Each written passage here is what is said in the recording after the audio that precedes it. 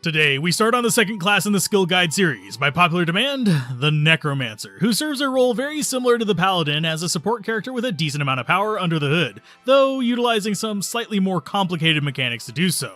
One of the most distinct differences between them is how instead of using support auras to aid allies, the Necromancer casts curses upon them to weaken them. So today we're going to look at easily the three most popular of those curses: Amplify damage, Decrepify, and Lower resist. The reason these curses are so popular is they do something very few skills can do, and that is penetrate immunities, as well as normal resists of course. Though due to being curses and only being able to have one active at a time on a target, you need to choose wisely for the situation, and each of these does have its place. Starting with the simplest of the three, we have Amplify damage, a skill you hate to see enemies use on you, but will love casting on enemies. Simply put, regardless of the level of the skill, it will provide minus 100% physical resistance to the target. This means if they had, say, 33% resistance beforehand, they would drop to negative 77, which can be a massive boon if you're in a party with reasonable physical damage, or if you're using an army of skeletons to do your bidding. As far as what plus skills actually do for it, since it does not change the actual penetration,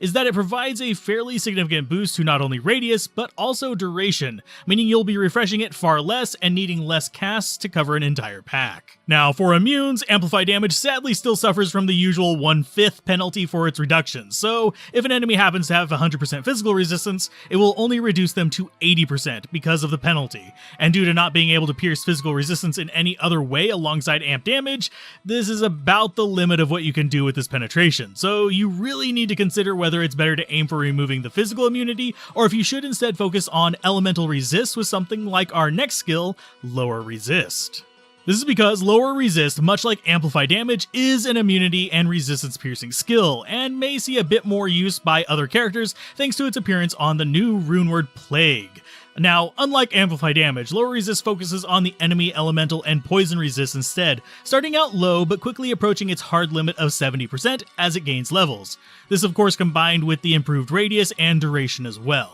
Now, Lower resist is special in that it is the only way in the entire game to penetrate poison immunity, and at high levels it will strip immunity from almost every enemy in the game, with only a handful of exceptions, even with the 1/5 penalty. This combined with the handful of minus poison resist items available in the game results in poison necromancers being able to easily compete with the likes of Blizzard sorceresses and Hammerdins for S tier status in the post game. Now, on top of this, it also provides that penetration for lightning, fire, and cold, which can be important for various groups and even builds in the same game as well. So it serves as a sort of light backup for helping push Conviction over the edge to break even more difficult immunes to these three elements. And the fire penetration specifically can be especially valuable due to improving corpse explosion damage against physical immunes, far more than Amplify damage, unless the enemy is, well, dual immune to fire and physical. Now, you may have noticed that we did the level 1 and level 30 skill and skipped over Decrepify. This is because Decrepify is a weird one, since it is sort of a jack-of-all-trades curse that also happens to penetrate immunities.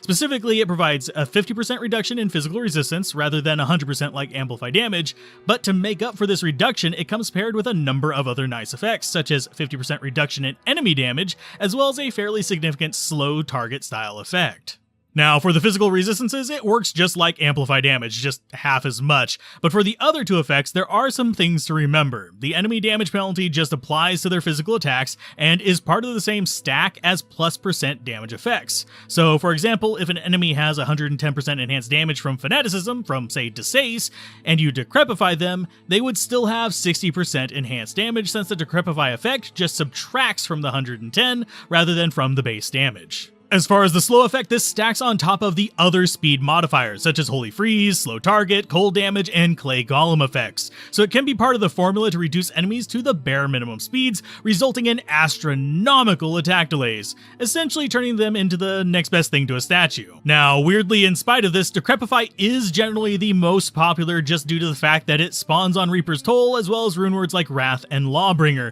making it an easily accessible tool for most classes to penetrate physical immunity. In terms terms of how useful it is for the Necromancer, it depends on your gear state and build. If you're having trouble surviving, or you're going more for a support, then it's a godsend. However, whenever you reach extreme late game for things like summoners, who are the primary users of physical piercing curses, you'll actually end up favoring amplified damage, as you will reach a point of being able to kill things fast enough to prevent a threat that way, rather than relying on simply neutralizing the threat until your minions can kill it. And needless to say, it's used in a similar fashion for corpse explosion based builds, though there's even less excuse for them to use Decrepify. That said, regardless of your favorite, these three curses are the most used in the game for good reason, but it doesn't mean there isn't a place for the other deadly tools in the Necromancer arsenal. So what are your favorite curses outside of these three? Do you favor the AI manipulation ones or the more support utility ones? Mention it down below, and as always, a special thanks to the channel members, patrons, and Twitch subs that make this content possible. Continuing the Necromancer curses of Diablo 2, it's time we take a look at the utility curses, Weaken, Iron Maiden, and Life Tap, each of which lacks the control tools of AI curses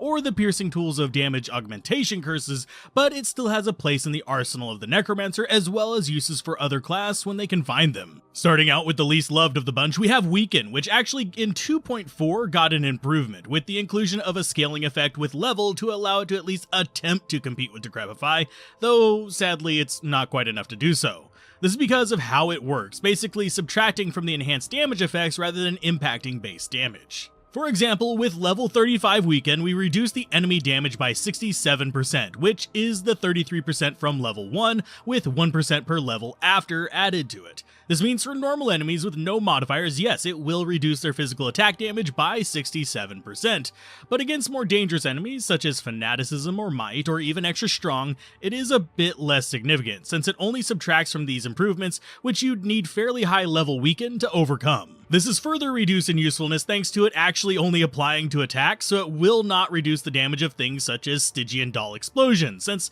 they're unaffected by enhanced damage or in this case reduced damage effects. So pretty much the main use of this is going to be triggered items for mercenaries on characters that don't generally use or even have access to better curses, such as Decrepify, which will decrease enemy damage by much more due to its slow effect on top of the damage penalty. Next though, we move into the skills you generally will find a use for, starting with the only damage reflection ability that did not get a change in 2.4, Iron Maiden. This curse works much like Thorns in that the damage it reflects is based on the actual damage dealt rather than potential damage, and only deals it based on physical melee damage since it is also only returning physical damage. That said, the elephant in the room is that the curse functions by latching onto an enemy rather than latching onto an ally like Thorns or Spirit of the Barbs, so you cannot use things such as Amplify damage with it, since it would override this curse, which can be a bit of pain in the butt since it makes Amplify generally be the better choice if you have access to any other form of retaliatory damage. Now, you may think due to that it becomes fairly useless, though it does serve a role until you can get access to Thorns or even Spirit of the Barbs, since for normal difficulty it will generally be your go-to with a Summoner Necromancer for dealing with Act bosses,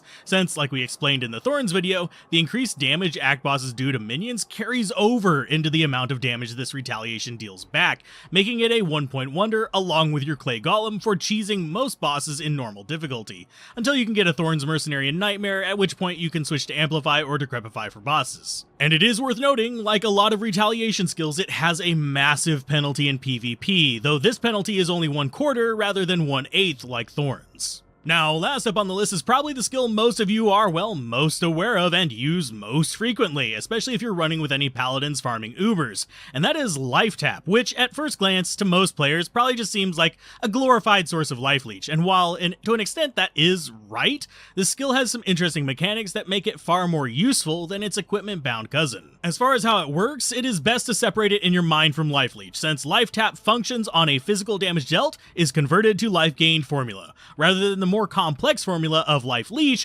which has to pass through difficulty penalties, enemy drain effectiveness, among other concerns. Or simply put, if you can deal physical damage with an attack or ability, you will gain 50% of that back as life with Life Tap. It does not matter whether it's a drain immune skeleton, or if you're using a non-draining skill like Smite, it will just work. This is the reason players will often nab up life tap wands for budget uber farming, and later on use things like Exile or even Last Wish, depending on which they have and which character they're playing, to guarantee this ability is active on enemies. And why you should not override this curse if you see it in the wild, since it is often the tool keeping your tank alive. It can also be pretty handy for keeping your mercenary alive with more budget setups, so keep that in mind as well. Now, should the Necromancer use it a lot by themselves? Generally, no. There's very few reasons for them to, outside of maybe the mercenary or ally reason, and a lot of curses will serve them better, but for the team player, it can be great. The last part is, how many points to invest in it though? I would say it's a 1-point wonder, since the radius and duration are the only things that get improved by additional levels. So your plus skills can make them reach tolerable points, but you don't really need to invest a lot of points to make it good enough. So, do you find these utility curses on your hotbar very often, or do you tend to stick to the big three we have linked on screen now? Mention it down below, and as always, a special thanks to the patrons, channel members, and Twitch subs that keep these guides coming. Today, for the Necromancer Skill Guide, we're going to cover breaking the enemy AI with curses and the weird layered hierarchies involved in it. Now, before it's said, I'm setting the fear effects in their own special video, because that's a hierarchy within the hierarchy, and overlaps multiple classes and even delves into equipment, so it will get a little bit weird. So today we're going to focus in on Dim Vision, Confuse, and Attract to mess with the enemy behavior. As the low man on the totem pole, Dim Vision can be overwritten by anything. It's treated as a mostly standard curse, and its cousin on equipment called Hit Blinds Target functions the same way, since it just casts a zero radius version of the spell at varying levels. And like other AI modifying skills, its duration will be reduced in Nightmare and Hell difficulty. Now, in terms of how it functions, it drops enemy awareness to its melee range so that it will only attack something in that range, and it will only use their basic attacks rather than their spells. So it shuts down stuff like Glomes as well as various shamans in the game, since they won't revive things either. Though it is important to remember that, like most AI skills, it will only affect normal and minion monsters, never uniques, champions, or bosses as far as enemies go. On the plus side, Dim Vision is one of the few AI curses that can, however, affect player summons, but its usefulness in PvP is, well, almost non-existent. Another important factor of Blind that most people forget is that it's not an AI interrupt, it's just an AI modifier, so the monster will still attempt to perform its last queued action, such as moving to a location to attack someone there. So you generally do want to be mobile and put things in the blinded monster's way to interrupt their AI pathing and force it to refresh its action set. Confuse works much the same way, in that the creature will continue its last action until its AI hits a refresh point, but will then begin acting out the behavior of the confused beast. Specifically, it can target any nearby entity, friend, or foe, and will treat them all as enemies, which for most enemies means they'll just attack the closest target. And just like when becoming confused, if a monster loses confuse and is between AI checks, it will continue that action until it's reset as well. As far as where it sits in the AI modifying totem, it cannot be overwritten by Dim Vision, Fear Effects, Attract, Taunt, or itself, which means yes, you have to wait for Confuse to expire before you can reapply it, so it's not going to be easy to extend it in length, which honestly is a good thing since you also don't get experience from a confused monster dying, only whenever a confused monster kills something else. That said, one nice aspect of this, compared to conversion effects like what are found on the Paladin and Assassin, is that the monsters under the power of Confuse will not get player auras, so you don't have to worry about the 2 seconds of potential pain after you lose your curse on them. And of course, they still get ticked down by stuff like Holy Fire, and just to be clear, the spell does not work on player summons since it is a question that comes up quite often in these.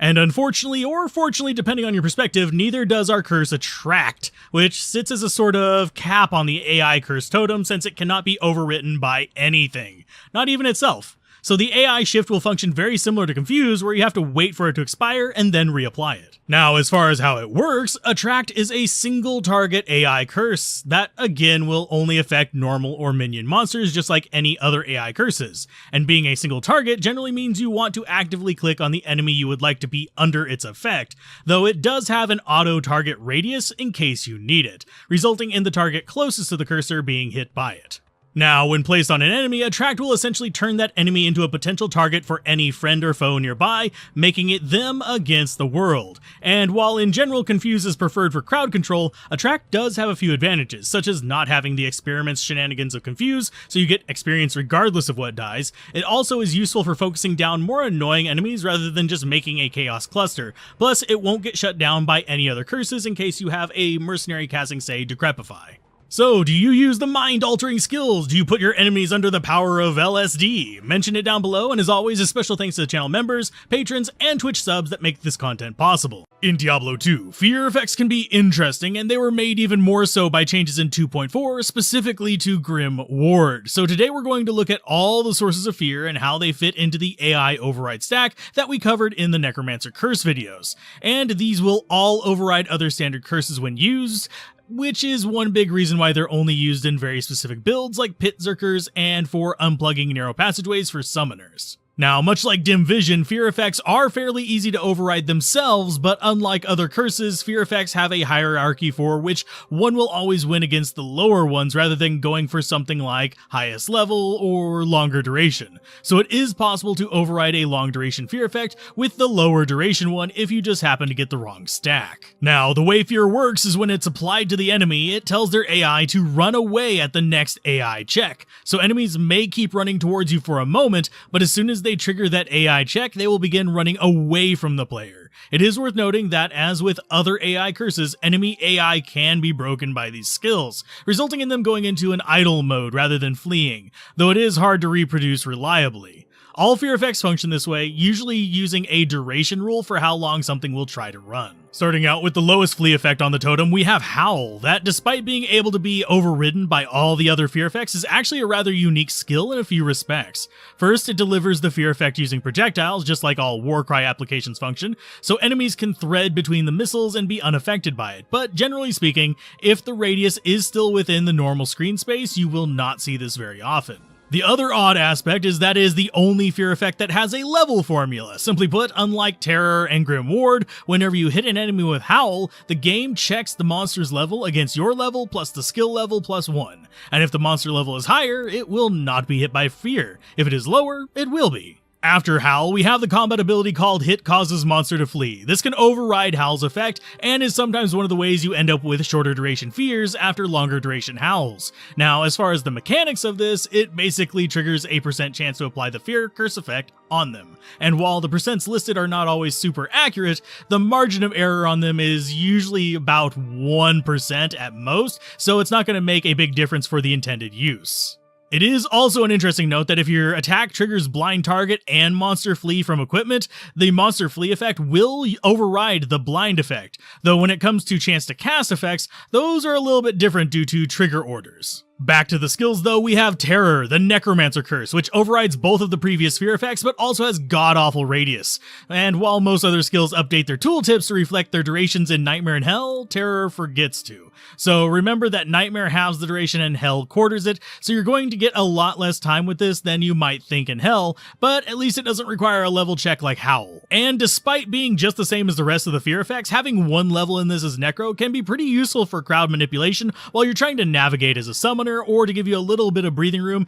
if you're not in a location that's good for corralling with Bone Wall or Bone Prison as a Bone Mancer. So while I prefer Confuse in most situations, it can be a handy one-point wonder for specific situations. And lastly, we have Grim Ward, a fairly significant change skill in 2.4. It is an AoE terror effect, though the enemies will run from you, not the totem, so keep that in mind. And while the duration of the fear effect is short, it will continually reapply it as long as the enemy is in range of the totem. As far as how it works mechanically, it can only be summoned from what is known as a soft corpse, so one with a proper amount of flesh and bones. So it can be summoned from a zombie, but not a wraith or a skeleton or even a thorned hulk, for example, since they don't have enough flesh and bone, and it will summon a different cosmetic totem depending on the size of the opponent. Now, if this was an older version of the game, this is where it would stop, but instead, this skill got 2 buffs in 2.4. Namely, it now slows enemies affected by fear, as well as reducing their physical damage resistance. Now, it's important to note this effect is tied to the curse it causes, not just being near the totem.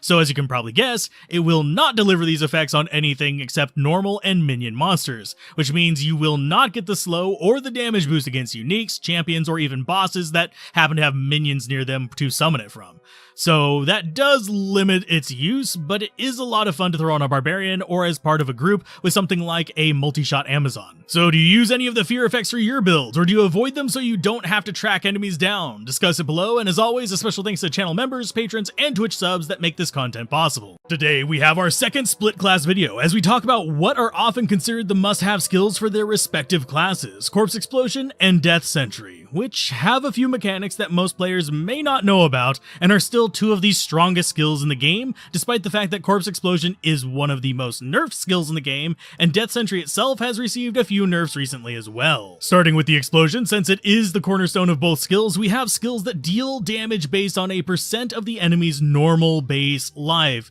So, for example, its damage will not be boosted if you explode the corpse of a higher life version of the monster, such as a champion, compared to a normal monster, that is. This also means that it won't do scaling damage with more players in the game, so it will be a little slower but still strong on players 8 than it is on players 1. And this applies to both Death Sentry and Corpse Explosion, even though the percents do differ. And there is actually another unmentioned damage penalty tied to these skills as well, where if your character level is lower than the enemy level, it will do reduced damage based on what percent of the monster's level you are. So for example, if you're level 60 and a corpse explode a level 80 monster, your explosion will only do about 75% of the damage it would normally deal due to the level difference. Beyond that, we have a few quirks to keep in mind as well, such as how the fire damage radius and the physical damage radius are calculated separately, and while they match up on odd levels for both skills, the fire radius is actually slightly higher on even numbered levels, which will rarely be an issue, but is the reason why some people have issues regarding enemies at the edge of the skill's range when dealing with immunities.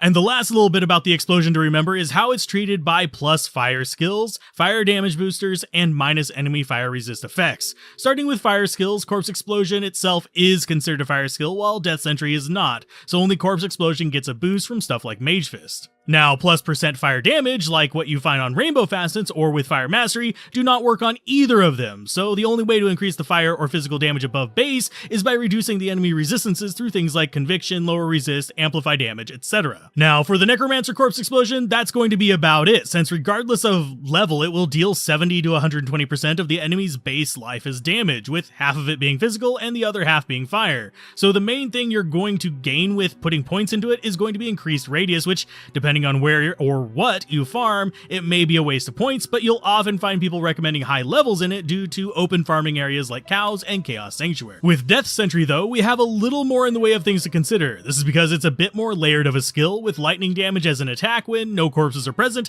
a summon limit of 5, and a bit lower of a percent damage to compensate for this of 40 to 80% to be precise. Though it also has a slightly larger radius than the standard Corpse Explosion as well, but not enough to be an issue, and of course it does 50% fire, 50% physical on the Corpse Explosions, just like Corpse Explosion itself. As far as how the lightning and Corpse Explosions work, the lightning actually gets a longer range by extending the life of the lightning projectile as it levels up, though it can still only target things within its range of awareness, and it will only do Corpse Explosions to damage enemies within this range of awareness too, so you can pretty much assume if there's a corpse that can hit something, it will use it. Otherwise, it's just a weaker lightning sentry, and will play that way all the time, especially with 2.4 lowering its synergy potential as a pseudo nerf, so it can't really backfeed as many benefits to the skills that you use alongside it. Overall, both of these skills are still exceptionally strong and are staples of pretty much every build in their class for a reason, especially considering how few points they need to be effective. So do you enjoy using them, or do you prefer avoiding these somewhat overplayed skills? Mention it down below, and as always, a special thanks to the patrons, channel members, and Twitch subs that make this content possible. As you may have guessed from the last video, we are now moving into the Poison and Bone tree, one of the more straightforward but still useful groups of skills in the game. Starting with the Bone skills, we have 3 attack options: Teeth, Bone Spear, and Bone Spirit, each providing a different utility to the Necromancer. Starting with Teeth, we have the Shotgun skill, and as with most shotgun skills, like multi-shot, shockwave, etc., the area of effect we hit will vary depending on where we aim. Close to our character providing a wider spread, further away from the character providing a more concentrated spread. This brings us to the biggest misconception about the skill, and that is whether you can point blank a creature for more damage, like sorceresses do with, say, Charge Bolt, or Amazons with Charge Strike. Unfortunately, you cannot, because Teeth has a built-in next delay feature that prevents the monster from being hit twice by the skill within about a sixth of a second, which is enough to stop the other Teeth in a single shot from dealing damage. Now, you may see additional Teeth destroyed, since they do pop on collision, but only one of them is doing damage. As far as how much damage that is, it's actually not terrible for an AoE attack, and being pure magic damage means that there's only a few types of enemies that will resist or even be immune to it. But it also means you don't have any way of piercing or reducing that resistance either, since there are no skills that will reduce enemies' resistances to magic, just like there's no way other than points to boost the damage of the bone skills themselves. On to the big brother, and probably the most popular bone skill, we have Bone Spear. Well known for its guaranteed piercing ability, this is usually the go-to for bone necromancers, as their main attack at least, only ever using teeth or spirit for special situations. This is because while Spear shines in the corridors, it is still an easy way to deal decent damage to multiple targets by lining them up either by kiting them or by using bone prisons and walls to create your own barricades and mazes and tunnels. And just like Teeth, Bone Spear is strictly magic damage, and it focuses on dealing damage to crowds, albeit in straight lines rather than clusters this time. And thanks to its generally cheaper cost, it can even be preferred over Spirit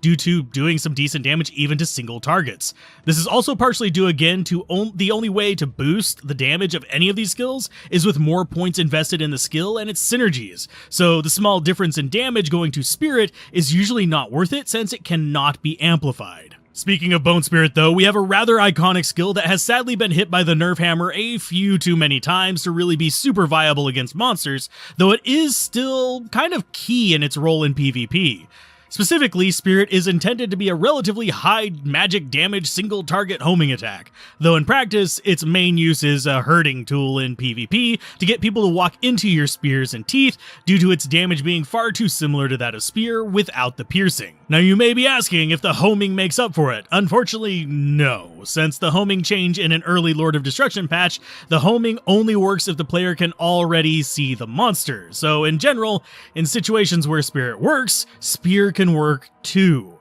And since the homing perks, such as targeting bosses over minions and passing through monsters to hit the targets themselves, work just as fine with Spear as well, it's kind of not really that great, because you can literally just click Spear on the boss and have it do pretty much the same thing while damaging the minions. Now damage-wise, as I've hammered home a few times now, Spirit is only so impressive, since none of the bone skills can really be boosted, and enemy resist to magic damage cannot be reduced, so generally I only use Spirit to focus down a specific enemy if I'm feeling too lazy to aim, or if I just need that little bit of extra damage and don't care about mana. So do you have a favorite skill in the Poison Bone tree? Mention it down below, and as always, a special thanks to the channel patrons, members, and Twitch subscribers for making this content possible. To support the Necromancer's bone attack skills in Diablo 2, you usually want to pair them with their control-oriented synergies, Bone Wall and Bone Prison. And which one is your favorite really depends on you as a player, since they both have fairly decent pros and cons, though they both can be used for the same goal, basically controlling monster positions so that you can deal damage safely. For the most part, the two skills will generally behave the same after being cast, with their base life scaling based on difficulty, with the points invested providing a helpful percent boost rather than a flat boost, making them stay relevant even at higher difficulties.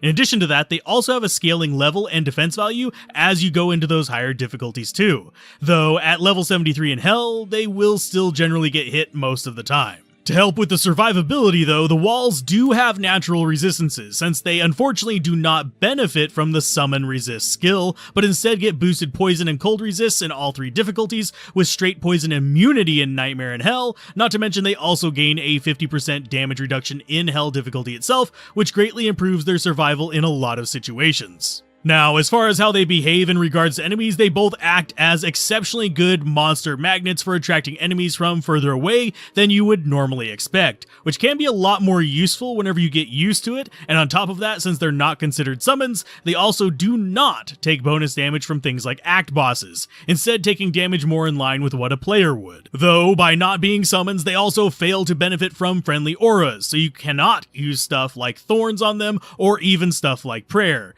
though enemy auras, such as Holy Shock, will damage them and enemy conviction will stick on them too, so it is a bit of a one-way deal. In terms of when they collapse, it's whenever their time limit runs out after 24 seconds or a segment is killed. The entire wall itself will just pop. So I usually prefer stacking multiple walls with staggered casting patterns, so I almost always have interlocking summons going. Now, as far as the wall's specialty, Bone Prison is the one most people will mention preferring because it has a decreased mana cost and it can eventually become free, and it will attempt to spawn a full circle around the targeted enemy. The downside is it needs an enemy to be cast on first of all, which means it's a little bit less useful for baiting, and it can be a little rough if your reflexes are not as fast as they used to be because you might get hit before you get it up. But it does make for a bit of a nicer tool whenever you're on controller, since it'll just kind of auto-aim for you. Personally though, I prefer Bone Wall, which may have a flat casting cost, but it gets slightly more durability than Prison thanks to its synergies, and it does not require a target to be cast,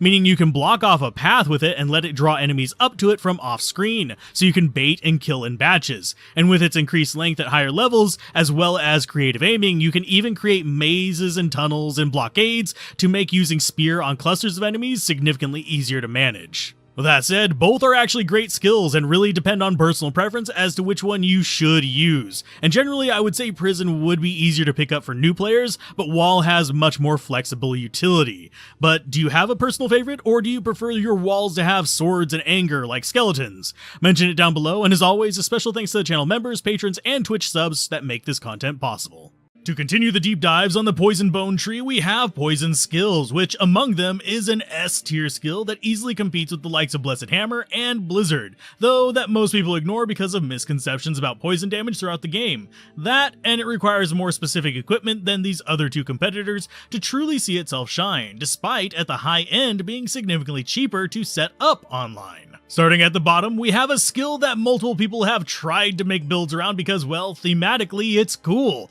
but it just doesn't quite hold its own in the long run, and that's Poison Dagger. This is mostly due to two issues. One, Poison Dagger is single target, and two, it has a growing length with levels while lacking the item length truncation of skills like Venom. So basically, while it can get to insane levels of damage with the right gear, the fact that at a bare minimum you're going to have to see lengths that drag out longer than most battles in Diablo 2 make it somewhat junky. And even if you trigger Venom on your character through charges or chance to cast, that truncated duration only applies to items, so you still have the long length of Poison Dagger. It's just that the items don't add to that length very much. So this leaves the only real advantage of Poison Dagger being an attack rating bump for if you want to do melee damage with a Necromancer. Moving further down, we have Poison Explosion, a corpse removal tool with sadly similar problems to Poison Dagger. It does decent damage, but it really has no grasp on duration, which is, well, frustrating as hell, since it basically makes the skill significantly worse than its lower level cousin Corpse Explosion.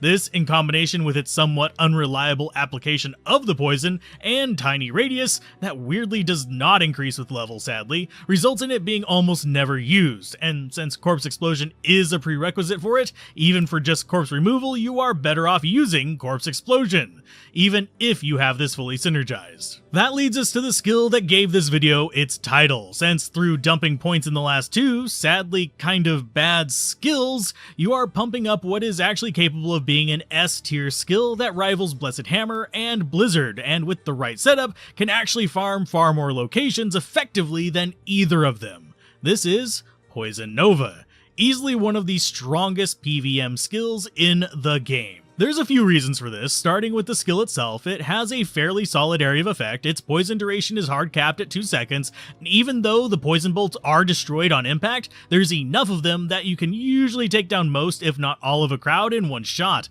The poison damage when fully synergized and with basic plus skills gear can get to significant levels as well, since once fully synergized it gets plus 400% poison damage with no length increase. The real punch-up, though, is that the Necromancer has a natural skill to break most poison immunities in the game through lower resist, with only a few enemies being unbreakable, and those almost always spawning with fodder that can be corpse exploded on them. And you might say, but even if you break the immunities, they will still have high resists, and that's where some items come into play, since -% poison resist, despite having the least resist-reducing sources, is still more common than people realize, and will come into effect after lower resist breaks them, meaning they operate at full efficiency. Now, the most popular item for this is Death's Web, but we also have items like Grief, Plague, Rainbow Facets, the partial set bonus on Trangle's Shield, and on top of that, we have sources of +% 100% poison damage as well, which is not as common for other elements. Though it is worth noting that generally you will want plus skills instead when possible to boost the base damage for that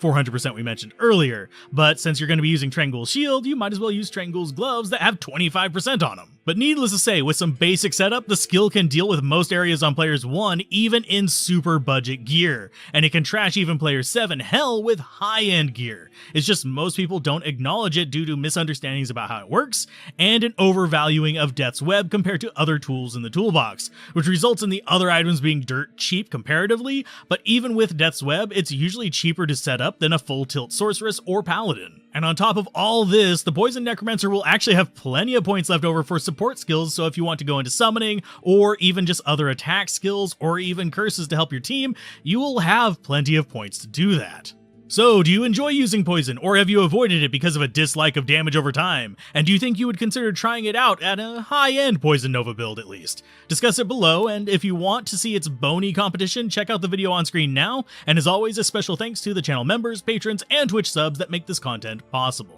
Today we'll be talking about 2 specific defensive skills and a couple of their interactions. While in a previous video we covered the formulas for everything from these skills down the entire stack to absorb, today we're going to look at Bone Armor and Cyclone Armor proper and how they exist in the whole ecosystem. Though a quick summary of that video is that Bone Armor and Cyclone Armor are your first lines of defense against damage and are hit before Energy Shield, Resists, Damage Reduction, or Absorb, so they take 100% damage regardless of your equipped gear, for better or worse. But will give their all before it ever touches you at least. Though I'll link the video for that at the end for those of you wanting more of a detailed step-by-step, especially whenever it comes to things like PvP penalties. Now, in the actual armor skills, the armors will protect you from their given element until you either leave the game, cast a conflicting skill, or run it out of points. And by recasting it, you refresh it to its full capability, though only up to the skill level you have it at whenever you recast it. So if you say had a skill shrine before, your new one may not be as high quality after that shrine is expired. You can also roughly tell how much of each armor is left, thanks to both of them using 3-part animations, with one vanishing each time you consume a third of the total defense available. Now, starting with Bone Armor, this is only applied to physical damage, but whenever it's combined with synergies of Wall and Prison, it can actually reach relatively high amounts of damage absorb, and is especially useful because it's unaffected by the downsides of things like Amplify damage, so it can be a godsend when dealing with things like Cursed Frenzy Tors and Stinged Dolls. And while it can be active alongside things like Blade Shield and Cyclone Armor, which make you quite the durable whirling dervish, it sadly is exclusive to the Sorceress Cold Armors, meaning you likely won't be using this with Fortitude or slapping it on a Bone Runeword as a sorceress. Now, Cyclone Armor is thankfully less restrictive, able to be used alongside anything. I'm not entirely sure why they made that difference, but it's weird and there. As far as what Cyclone Armor protects you from, it's strictly fire, lightning, and cold damage, and like Bone Armor, applies before stuff like Energy Shield, Resist, etc. Though it is worth noting, it only protects you from the actual damage, not the side effects of being chilled, so you'll still want Cannot Be Frozen or you will be chilled. And while with 2.4 you can cast it in Wolf and Bear form, the Wind Druid is still the main one that has a special place for Cyclone Armor thanks to the synergies boosting it by percents, rather than flat amounts like Bone Armor synergies. Whereas Shifters and Fire Druids sadly do not get similar benefits, so you will notice a major difference in mileage between the builds, since hundreds of damage absorbed for a Shifter or a Fire Druid just does not compare to the thousands you can get on Wind. As far as how it absorbs, it's based strictly on total damage, so 100 fire damage is treated the same as 100 cold damage, and since it occurs before resists, it becomes even more useful than normal if your character's resists are negative due to, say, difficulty penalty or lower resists, though it is still not a substitute for getting those resists and absorb up, because, yeah, once it fails, you are gonna die. Now, unfortunately, there's not much you can do about poison or magic damage with this type of shield, or even certain burn abilities like stamina and mana damage, though combining it with proper resists, absorb, damage reduction, and even stuff like energy shield, you can reach a point of near invincibility. If you want a deeper dive into how those stack up, including things such as the PvP penalty, check out the video on screen now, and as always, a special thanks to the channel members, subs, and patrons for their continued support. Today, we start our dive into the third and final Necromancer tree by taking a look at one of the cornerstone Necromancer summons, the Golem. There are 4 flavors of these: the ever-popular clay and iron golems, the less popular fire golem, and the sadly forgotten blood golem that fell from being top of the pack to pretty much never seen. And while there are general rules to that unite them, and interlinking synergies among them, each still has its own unique and distinct flavor. Now, before we dive into their individual quirks, let's start off with the Golem Mastery itself, since it's important to remember that masteries work with soft skills, unlike synergies. So plus skills will work for it and benefit it greatly, especially in the life department for Golem Mastery, since its bonus is applied at summoning, which means it is applied before effects like Battle Orders or Oak Sage, which can turn an already high life golem into a monolithic tank, and even get them up to like semi-reasonable attack ratings. As far as the speed boost though, it is hard capped at 40%, and you will not see that until skill level 60 due to diminishing returns.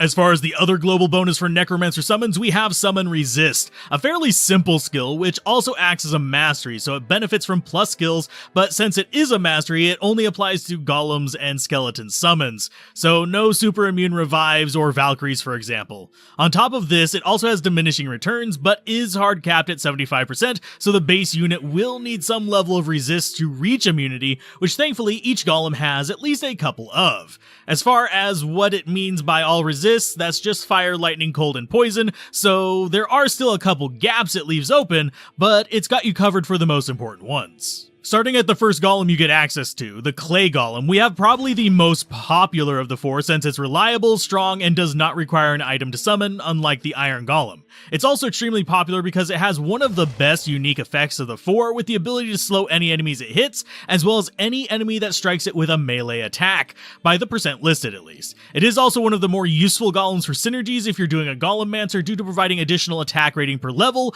though it is at a bit lower rate than Mastery. Beyond that though, it is also one of the tankier golems due to having its base life naturally improved per level, even without the synergies. And it is the only golem with natural physical damage reduction effects. Now, as far as its natural resistances beyond that, it will generally end up becoming immune to cold, even with a low level summon resist, and will end up with decent lightning resists, as that's its other natural resistance, though it won't ever be immune to that. Now, we have focused on the defensive aspects of this mostly because, and you'll see this as a trend in most of the golems, his damage absolutely sucks. Not just a little bit, but a lot. And no, the synergy will not help because it's applied on the same stack as Aura's, and the Clay Golem's base damage is atrocious, meaning even with full tilt bonuses of Might, Fanaticism, Concentration, and the synergy, he will only be barely breaking triple-digit damage, so do not expect him to kill anything for you, he'll just hold the line extremely well. Next, we move down to the sadly forgotten Blood Golem. He's unfortunately just worse in most cases than the Clay Golem,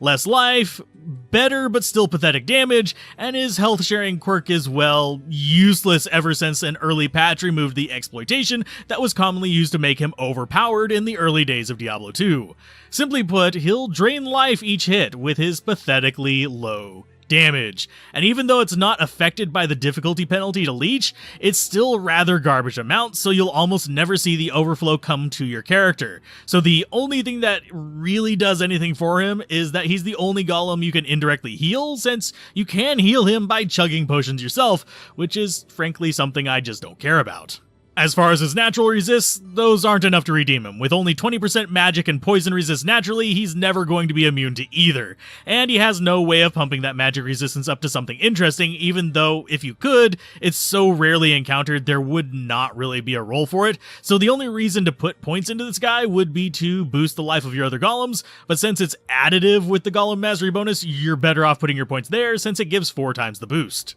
Next, we have the Iron Golem, who is the second most popular golem of the bunch, though oddly one that you generally just put 1 point into, because his synergies out are just defense, and he does not scale much with the points in. But besides that, he is easily the most interesting of the golems without a doubt, mostly because when he's summoned, he equips the item you use to summon him, which for armor can make him hard to hit, give him some perks that are nice to have, or even with the right armor make him quad immune. But when you use a weapon, he can actually utilize all the damage boosts to do reliable damage, since they apply the weapon's damage, not just his base damage. Sure, it will be slow because the AI cooldown on attacks, with the fastest weapons being just under a second per swing, and the slowest being just over a second and a half, but since he's one of the 2 golems that can kill things, and the only one that can do it at something faster than watching grass grow, it is somewhat nice. He also has the perk, since he equips the item, of being able to serve as yet another platform for auras, with his most popular use being made from an Insight polearm to provide meditation, so you're free to equip your mercenaries with higher end gear.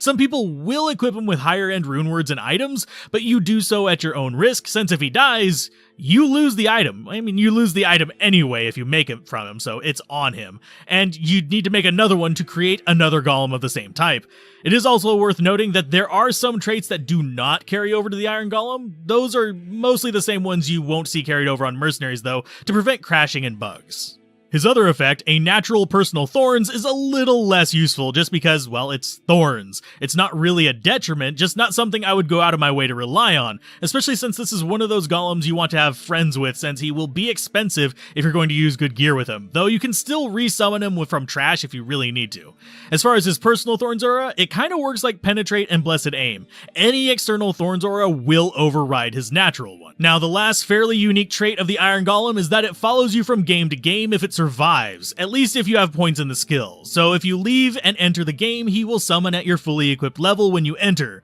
though this also means that Iron Golem charges are fairly useless, since unlike the skill points or plus skills, these do not follow you from game to game, meaning that Iron Golem charges will generally just be used to create temporary help rather than letting this particular golem shine. Last, but not really as bad as people think, we have the Fire Golem, who lives in a weird middle ground as far as the 4 skills go. He's pretty tanky, even though his life does not scale with points, it just has decent bases, and while having Fire Absorb, it will usually not come into play due to his natural resists to fire, which comes at the cost of not having any other natural resists. Now, hearing that, you may think I dislike Fire Golems, but you'd be wrong. They actually have a few nice tricks up their sleeve. The main ones being, they are the second most damaging golem thanks to their Holy Fire aura, and while the AoE damage on it is, well, rather garbage, it serves to bait enemies in to attack them, and making them one of the better distraction golems in the pile. As well as the fact that Holy Fire functions sort of normal, meaning despite having garbage physical damage, the Fire Golem will easily do several hundred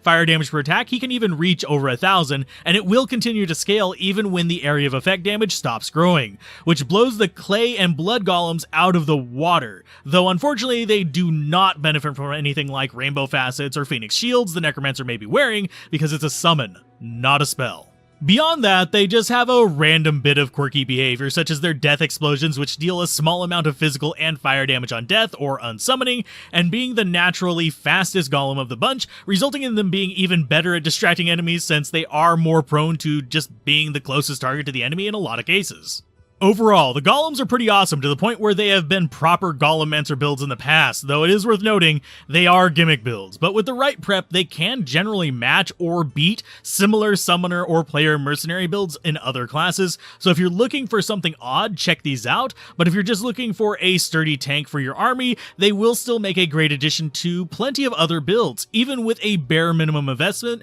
and some plus skills. And as always, a special thanks to those who directly support through Patreon, Twitch, and YouTube memberships, since you make this content possible. Last time we covered the golems. Today we cover the other half of the summon tree, specifically the extremely misunderstood skeletons and revives, and these misunderstandings are a big reason why people will often pick the wrong support skills to go with them. So today we're going to dive into each of these more numerous summons and go over how they work on a slightly deeper mechanical level. Starting with Skeleton Mastery, it serves as a sort of cornerstone of all of the above skills, providing bonus life and damage across the board, and is actually more efficient at improving the damage of individual skeletons and revives, though if you're going to go after raw DPS of your entire swarm, then investing in the summons themselves is usually better due to just getting more bodies. So one of the first tricks to learn is how to balance these values based on your needs and resources, though thankfully this is helped a bit thanks to masteries contributing even soft skill points to their bonuses. Similar to the Golem, Summon Resist is a pretty powerful tool for improving the survivability of these summons as well,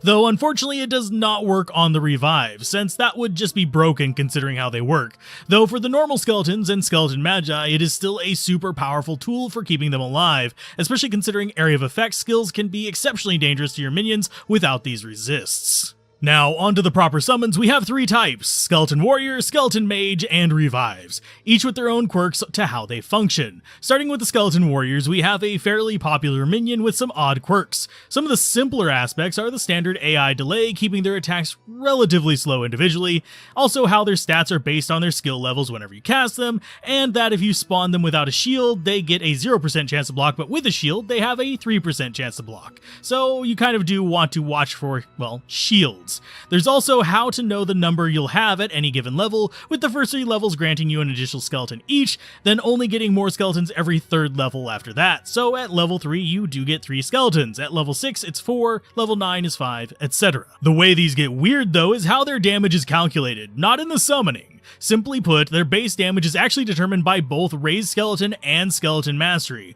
while the +% on Skeleton Mastery itself is applied like an aura. So basically at level 37, for example, skeletons will be at 75 to 76 damage with their skill alone, and you have level 37 Mastery like we do here, it adds 74 damage. So they'll have a base damage of 149 to 150 and then +% from this, and things like Might will be applied to it all at once. So while the current level, our skeletons do 507 damage. If we added a 200% might to that, it would only go up to 807 damage because it's additive to the skill's percent damage rather than applying to the displayed damage. Thankfully, the Magi are not nearly as convoluted, with the exact same scaling for the quantity you can summon as their melee counterparts, and heck, they even benefit from fanaticism because their spells use ranged attack animations rather than casting. The weirdness from them is that they sadly have a completely unlisted damage amount for better or worse. This is because they will summon one of 4 random flavors on casting, specifically fire, cold, poison, and lightning, and while some of them got buffs,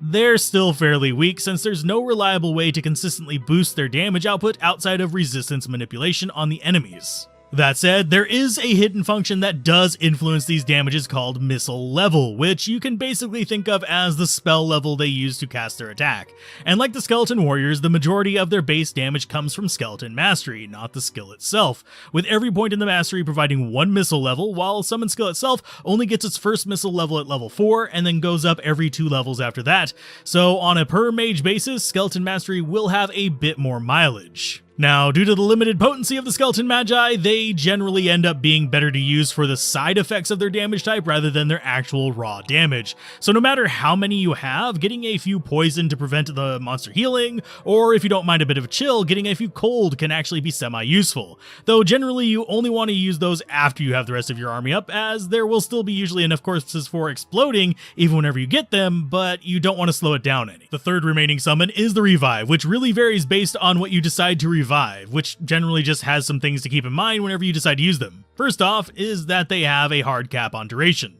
It's 3 minutes to get what you need to get done. And as far as the life and damage, they are based on players' 1 stats for the creature, though your boost will at least compensate for that a bit in larger games. Now, as far as the more detailed stuff on those stats go, it's important to remember that revives follow the same character level rules as conversion skills, where it will take the lower of the levels between your character level and the monster level, so their base stats may be a bit lower if you're reviving things stronger than you. It's also important to remember the damage boost only applies to the actual physical attack, so no, it's not going to make any caster type enemies that terrifying. Now, casters are also further nerfed as far as revives go, since skills like spawning, resurrection, and buff skills are deactivated when revived, so things like shamans become significantly less appealing. Generally speaking, all 3 types of the Necromancer mass summons have their uses, with skeletons being the core for game completion, magi being the tools for impairing enemies, and revives being the specialists, able to bring in stronger effects like crushing blow or very specific elemental punches, or inferno in some cases, we know who you are, and they're especially useful against Ubers. So do you have a favorite, or do you just like mixing and matching all of the above? Mention it down below, and as always, a special thanks to all of you that view and like these videos, as well as the direct supporters over on Patreon, Twitch, as well as the channel members here on YouTube for helping fund the time it takes to create these videos.